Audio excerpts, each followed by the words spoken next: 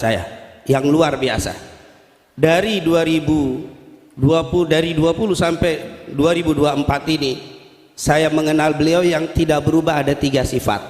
Dari sejak saya kenal hampir 25 tahun yang lalu, tidak berubah 3 sifat. Yang saya yakin dengan 3 sifat ini beliau menjadi seperti yang kita lihat saat ini, bahkan bisa mendirikan majelis atau majelis taklim Nurul Mustafa, masjid yang kita berada di dalamnya, dan semua yang hasil dakwah mereka ini luar biasa. Apa 3 sifat itu? Yang pertama, beliau ini memiliki hati yang sangat bersih. Dari zaman saya kenal beliau, tidak ada hasut sama seseorang pun, apalagi sama ustadz, sama kiai, sama ulama.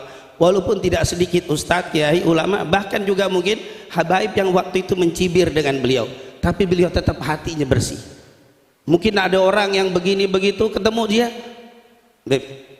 kita menghindar saja, kita tidak mau bertemu dengan beliau, tapi tidak pernah mengungkap apa yang ada dalam hati.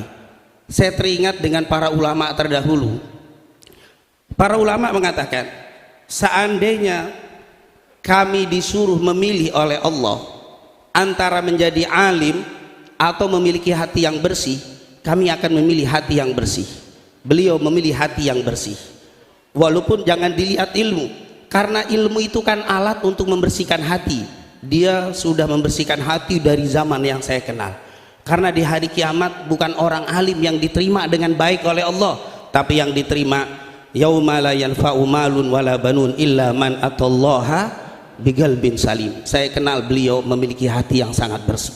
Satu kali pun saya nggak pernah beliau menjelekkan fulan, menjelekkan fulan, maupun orang itu mungkin terang-terangan menjelekkan beliau, tapi dia tidak pernah mengatakan itu. Subhanallah. Mungkin kita tahu mendengar kasus-kasus yang pernah terjadi sama beliau.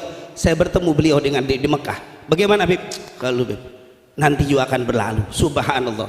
Mungkin kalau saya sendiri mungkin tidak akan pernah sabar untuk menghadapi itu. Inilah Al-Habib Abu Bakar, yaitu Syekh bin Abu Bakar bin Salim pernah mengatakan itu. Seandainya Allah berikan pilihan kepada saya untuk memiliki ilmu yang banyak atau memiliki hati yang bersih, saya pilih hati yang bersih. Beliau memilih hati yang bersih. Sekali lagi, ini merupakan intisari daripada ilmu. Seandainya kita punya ilmu yang banyak tapi hati tidak bersih, tidak akan menerima sambutan yang baik di hadapan Allah. Beliau mengambil intisari daripada ilmu. Yang kedua, yang tidak berubah dari zaman saya kenal sampai saat ini, apa itu? Beliau sangat-sangat bakti sama orang tuanya. Bahkan setelah meninggal tidak berubah, bahkan bertambah.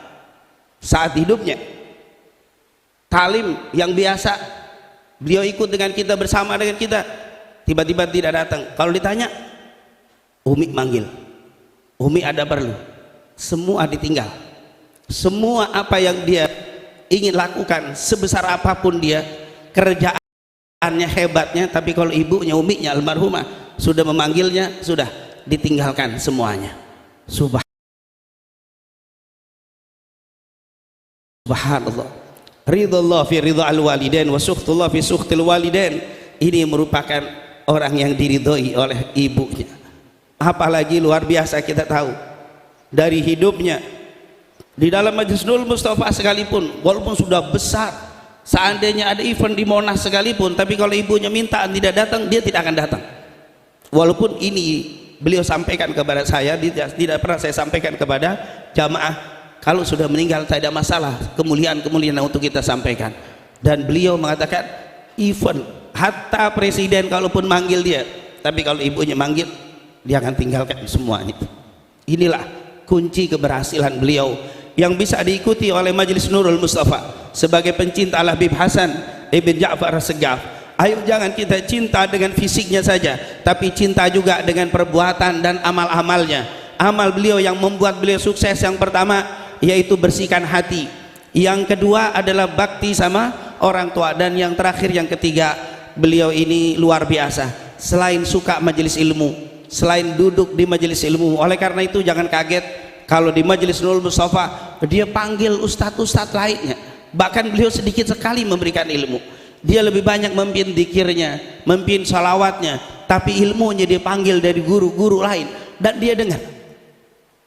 Maaf, tidak sedikit ada orang ustadz kalau sudah memberi ceramah, ustadz lain ceramah dia pergi, dia tidak pernah ada kalimat itu.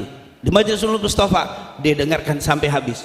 Bahkan kalau saya memberikan ceramah, setelah selesai dia pun mengomentari, bahkan membahasnya dengan apa yang telah kita bahas, menunjukkan beliau perhatian dengan apa yang disampaikan. Dan ini bukan baru setelah memiliki Majelis Nurul Mustafa.